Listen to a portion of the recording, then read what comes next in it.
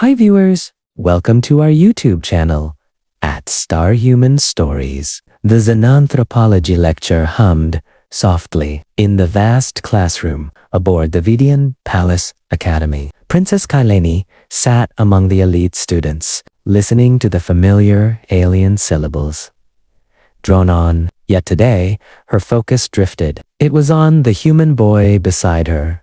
Leo, the only human in the advanced class. At first, he had been a curiosity, even suspicion, among the galactic nobles. But to Kylani, he had become something more. He wasn't taking notes. He was drawing. Kylani leaned to steal a glance at Leo's datapad. In his sketch, the metallic desks had become rough wood. The holographic displays flickered like candles, and students wore flowing robes of strange design. Leo called it a fantasy, a genre from his home planet, Earth, which Kylani had only studied in texts. Unlike the humans, dismissed as primitive by the council, Leo carried the essence of his world vividly, sharing stories, art, and history. A soft sigh escaped Kylani. Leo looked up, their eyes met.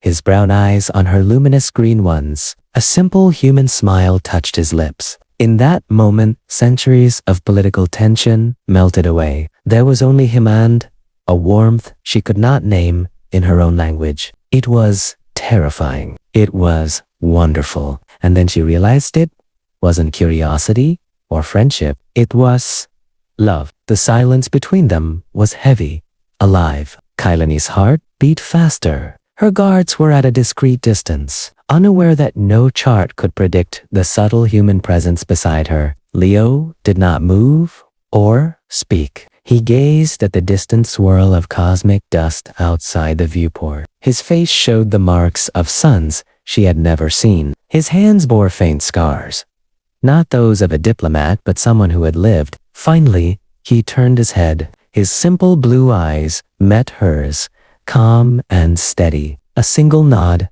then back to the stars. Kylani felt profoundly seen.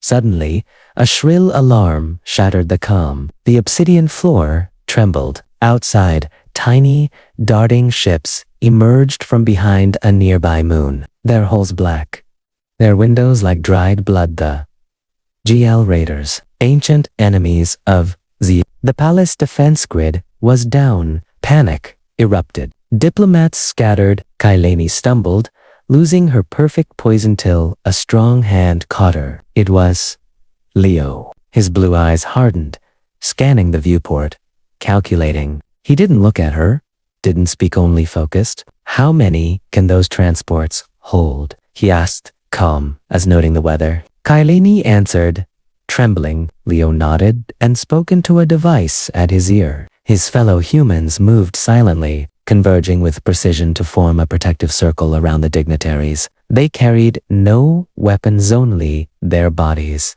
Their presence. The raider ships advanced, weapons charging. Kylani's breath caught. She looked at Leo. He stood relaxed, one hand in his pocket, a single soft creature facing a storm of destruction. He glanced at her again. A small, almost imperceptible smile of assurance, not joy. I am here, it said. In that moment, her fear vanished, replaced by curiosity, and a deep hum joined the alarm. From above, a massive human warship descended, angular, scarred, functional. It slid silently between the palace and the raiders. The GL ships scattered like startled insects. They didn't fire a shot. Their attack was broken, not by force, but by the undeniable presence of the humans. Leo exhaled slowly. The danger was over. He looked at Kylani, smiling warmly, tired but composed. Kylani gathered her courage. You would have stood there and faced them, she asked softly. He turned thoughtfully. Died? No. We would have stopped them with our hands if we had to. She understood. Human ferocity was not brute strength. It was absolute refusal to yield, stubborn defiance in the face of oblivion. Why? She asked. Because you were sitting here? he said quietly. Someone had to. He nodded once and walked away into the crowd of his people. Kylani watched him go, silver gown reflecting the nebula outside. The alien princess, taught to fear humanity, had finally learned the truth. It wasn't weapons or technology that made humans terrifying. It was the unshakable promise in the eyes of one willing to stand alone against the dark simply because another soul was there. And that realization was the most wonderful thing she had ever seen.